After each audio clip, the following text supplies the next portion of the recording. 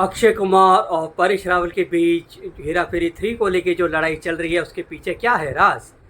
क्या ये है कोई पब्लिसिटी स्टंट या फिर इसका कारण है ऐसा? बने रहिएगा इस वीडियो पे, एंड तक देखिएगा और जिसने फॉलो नहीं किया है प्लीज़ फॉलो करिए, क्योंकि मैं आपका विशाल वर्मा लेके आऊँगा हेरा फेरी 3 में अक्षय कुमार और परेश रावल के बीच चल रही इस लड़ाई में, जो कि अब कोर्ट तक जा पहुँची है। अक्षय कुमार ने 25 करोड़ का दावा परेश रावल में किया है।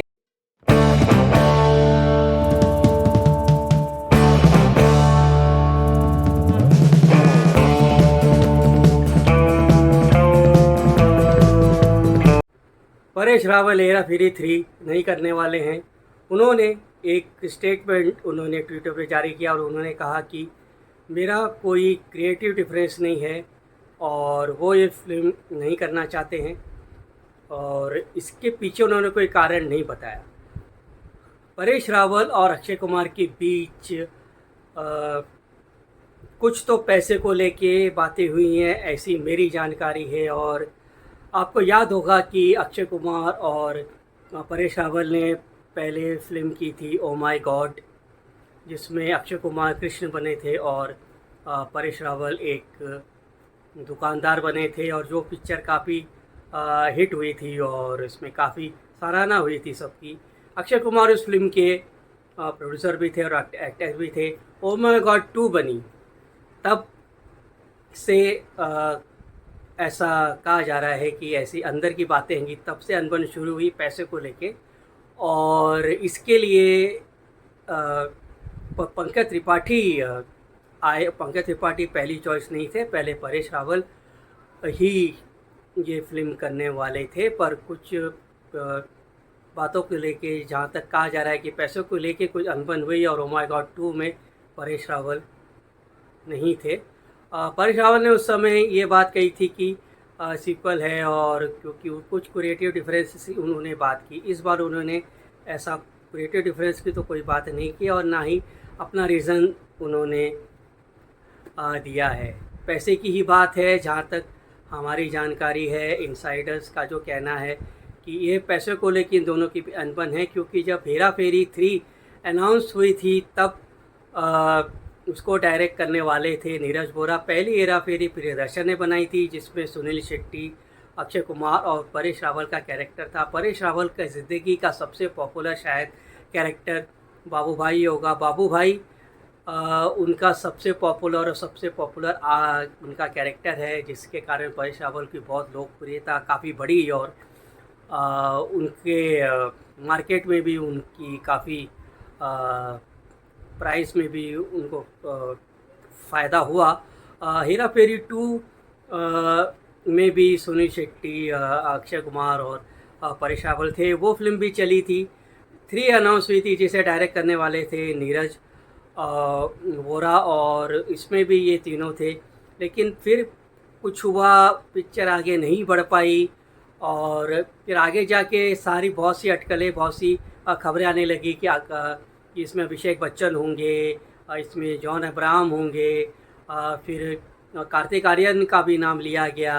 अनीस बज़्मी इसको डायरेक्ट करने वाले थे, कार्तिक आर्यन इसमें आने वाले थे, और कहा जा रहा था कि कार्तिक आर्यन ने अक्षय कुमार का पत्ता साफ कर दिया है। ये सारी बातें होने लगी। फिर कार्तिक आर्यन गायब हो गए, अनीस बज़्मी गायब हो गए, फिर अक्षय कुमार इस फिल्म में एज अ प्रोड्यूसर जॉइन हो गए। उनकी जो कंपनी है केप ऑफ गुड होप, उन्होंने इस फिल्म के राइट्स फिरोज नडियाडवाला से बहुत ही अच्छे दाम पे लिए, और ये तीनों की जो तिकड़ी है, हेरा फेरी की जो पॉपुलर तिकड़ी है, बाबू भाई यानी कि परेश रावल, अक्षय कुमार और सुनील शेट्टी, इन्होंने पिक्चर की अनाउंसमेंट हुई एक दिन का, कुछ उन्होंने फोटो शूट वगैरह भी किया। लेकिन बाद में अभी ये खबरें आने लगी कि परेश रावल को इस फिल्म से प्रॉब्लम है और वो ये फिल्म कहीं करना नहीं चाहते हैं।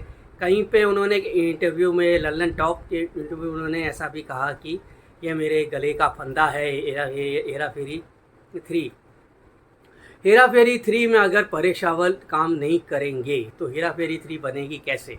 बाबू भाई अगर हेरा फेरी 3 में नहीं है तो इमेजिन करना मुश्किल है कि हेरा फेरी 3 बिना बाबू भाई के कैसे लगेगी। जैसे कि शोले बिना गब्बर सिंह के कैसे लगेगी, या मुग़ल आज़म बिना अनारकली के कैसी लगेगी, या डॉन या अग्निपथ अमिताभ बच्चन के बगैर कैसी लगेगी। अब ये फ़िल्म अटक चुकी है। जहाँ तक अक्षय कुमार जो प्रोड्यूसर है उनका ये कहना है कि हमने को बहुत बहुत पैसे दे के फिरोज नडियाडवाला से इसके राइट्स लिए हैं हमने, और उनके अब वो उस सब का भुगतान कैसे होगा, क्योंकि बात वही है कि अब बिना बाबू भाई की हेरा फेरी बनेगी कैसे। और दूसरी बात ये है कि परेश रावल का जो कहना है बात पैसों की है, ऐसा मार्केट से अंदर से खबर है कि परेश रावल ने ऐसा नहीं कहा कि पैसे के कारण मैं ये फिल्म नहीं कर रहा हूँ। अब सिचुएशन ऐसी आ गई है कि ये मामला कोर्ट तक पहुँच चुका है। जहाँ तक खबरें मीडिया में जो आई हैं वो यही है कि कोर्ट तक मामला पहुँचा है। 25 करोड़ रुपए का दावा उन्होंने पेश किया है कि जो भी नुकसान इनको हुआ है राइट्स लेने में और आगे जाके शूटिंग जो भी प्लान की, तो उनमें कहना है कि हमको नुकसान हुआ है तो उसका भुगतान अब ये पिक्चर करने से मना कर रहे हैं, तो ये ही इनको इसका भुगतान करना चाहिए। अब असलियत में अक्षय कुमार और परेश रावल के बीच क्या हुआ ये दोनों ही बता सकते हैं, लेकिन मामला अगर कोर्ट पे जाता है तो बात सीरियस है। अब इतना सीरियस बात है कि कोर्ट में बात गई है तो ये पब्लिसिटी स्टंट उतना नहीं लगता जितना कि कुछ लोग ये कहने की कोशिश कर रहे हैं कि पब्लिसिटी स्टंट है और पैसे की बात को दबाने की शायद कोशिश की जा रही है। असलियत क्या है ये तो अक्षय कुमार और परेश रावल बताएंगे।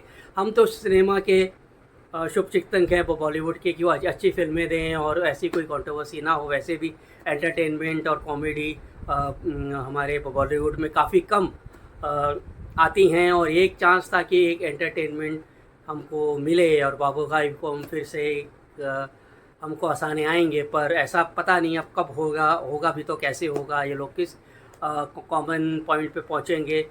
मेरा तो ये मानना है कि परेश रावल और Akshay Kumar out of the court कोई सेटलमेंट कर लें और दोनों एक एग्रीमेंट पे पहुंच जाएं और ये फिल्म फिर से शुरू हो, क्योंकि एक हिट की ज़रूरत सबको है।